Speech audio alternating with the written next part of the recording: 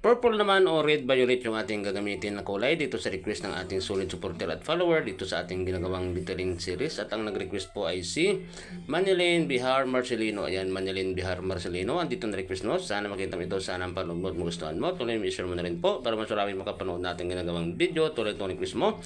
At sana may comment mo na rin kung taga saan ka para malaman natin kung saan nakaabot ating ginagawang video. Tuloy itong request mo.